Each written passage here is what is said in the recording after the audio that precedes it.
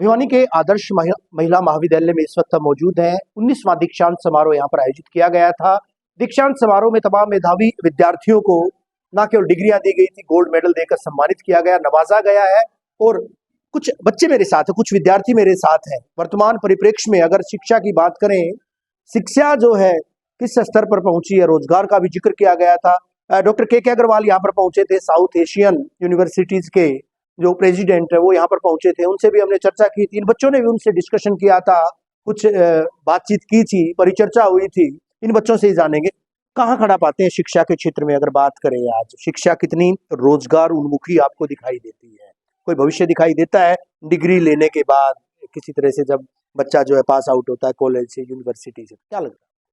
हाँ जी सर, बिल्कुल। आज की जो शिक्षा है वो हमें रोजगार परक बना भी रही है। अब भी जो एनईपी आई है उसमें भी रोजगार को ध्यान में रखते हुए काफी बदलाव किए हैं।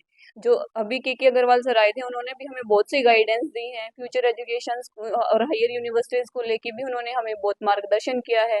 हमें बताया भी है कि हम कैसे हायर एजुकेशन से रिलेट कर सकते हैं और अपनी अपॉर्चुनिटीज को आगे बढ़ते हुए हायर एजुकेशन में न केवल क्वालिफिकेशंस करके बल्कि उनमें जॉब अपॉर्चुनिटीज में भी खुद को वहां तक पहुंचा सकते हैं। सर, मेरा नाम नेहा, मैं एमएस।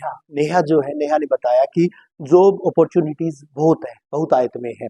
बच्चे आज भी जो है विदेशों का रुख करते हैं, विदेशों में जाना शान समझते हैं। वही देश, वही भारतवर्ष जहाँ पे नालंदा विश्वविद्यालय, दूसरे तमाम विश्वविद्यालय बाहर से आते थे पढ़ाई के लिए। वैसे क्या रही कोई शिक्षा व्यवस्था में कमी आपको लगती, कोई चूक लगती है, या आपको लगता है कि एक बार फिर से शिक्षा के क्षेत्र में भारत विश्व शिरोमणि बनेगा, जिस तरह का माहौल है, जिस तरह के? जी, बिल्कुल। पहले के ज़माने में इंडिया का एजुकेशन सिस्टम वर्ल्ड का बेस्ट एजुकेशन सिस्टम था। यहाँ तक कि जो सबसे पहली यूनिवर्सिटी खुली थी, वो भी इंडिया में ही खुली थी। लेकिन कुछ टेक्नोलॉजी की कमी की वजह से और कुछ जो दूसरी कंट्रीज़ है वो ज़्यादा डेवलप्ड हो चुकी है, तो वहाँ पे बच्चे ज़्यादा जाना प्रेफ़र करना पसंद करते हैं, वहाँ पे एजुकेशन लेना ज़्यादा पसंद करते हैं। लेकिन अभी इंडिया में भी सिस्टम अपग्रेड हो रहे हैं, जो क्वालिटीज़ जो फीचर्स फॉरेन यूनिवर्सिटीज़ में है वो यहाँ पे भी आ रही है, तो धीरे-धीरे इंडिया फिर से इंडिया एजुकेशन के फील्ड में नंबर 1 बन सकता है। बड़ी बात। हरियाणा को कहाँ खड़ा पाते हैं? क्या लगता है आपको? हरियाणा में है जिस तरह के महाविद्यालय, जिस तरह के विश्वविद्यालय, जिस तरह से जो शिक्षा के क्षेत्र में नए-नए प्रयोग, न्यू एजुकेशन पॉलिसी का ही जिक्र करते हैं 2020 जो है, क्या लगता है आपको? फलीभूत हो पाएगा जो जिस तरह का जो एक विज़न है?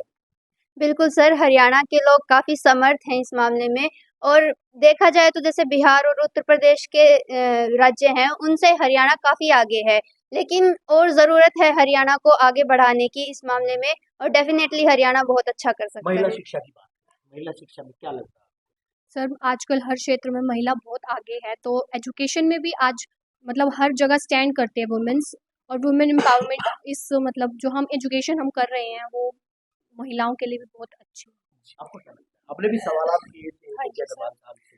क्या? हाँ जी, मैंने पूछा था कि महिलाओं के लिए भी जो अपॉर्चुनिटीज़ हैं, घर वाले कहते हैं कि लड़की है, सेफ्टी के पर्पज़ से वो बाहर जाना अवॉइड करते हैं। तो उन्होंने भी यही बताया, और शायद मेरी भी यही सोच है कि लड़कियों के शिक्षा में अब बढ़ोतरी हो रही है। अब लड़कियों की जगह वहाँ नहीं रही है जो पहले थी, पुराने समय में थी। लड़कियाँ भी आगे बढ़ रही हैं और लड़कों के साथ हाथ में मिलाकर खड़ी हो रही है। लगता है आपको सिक्योर है लड़कियां? अभी सिक्योरिटी का, सेफ्टी का जिक्र आया था, लगता है? सर, सिक्योरिटी की बात है तो बॉयज़ को भी ध्यान देना चाहिए और गर्ल्स को भी ध्यान देना चाहिए। उन्हें भी एनवायरनमेंट ऐसा बनाना चाहिए कि वो लड़कियां भी सेफ रहे, खुद को सेफ फील कर सके।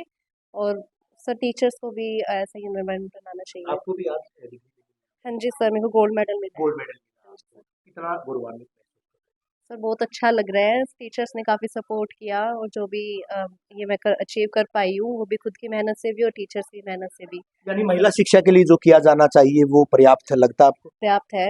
जो टीचर पूरी कोशिश करते हैं, आदर्श महिला महाविद्यालय सिर्फ लड़कियों के लिए है, तो वो बहुत अच्छा करवा रहे हैं ताकि हर फील्ड में लड़की बहुत आगे जा सके। जाहिर तौर पर लड़कियां आगे जा सकें।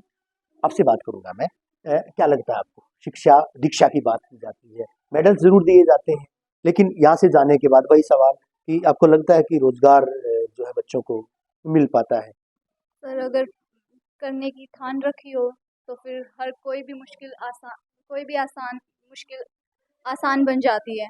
तो अगर हम यहाँ से निकल कर अपने लिए कुछ करना चाहें तो हम कर भी सकते हैं, ऐसा नहीं कि हम नहीं कर सकते।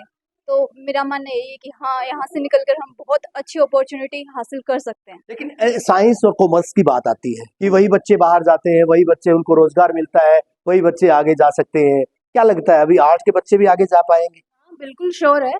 फील्ड जो है, स्ट्रीम्स जो है, वो कोई भी कम नहीं है। बस हमने ही मान रखा है कि आर्ट्स वाले हैं तो वही आर्ट्स है कम है, साइंस है तो ज़्यादा है, कॉमर्स है तो लो है। ऐसा कुछ नहीं है। सभी जो स्ट्रीम्स है वो अपने अपने में बेस्ट है, एकदम बेस्ट है। और सभी जो स्ट्रीम्स है, आर्ट्स है, कॉमर्स है, साइंस है, वो अपने अपने फील्ड में काफ़ी अच्छा कर रहे हैं और देश के जो विकास हो रहा है उसमें काफ़ी हेल्पफुल।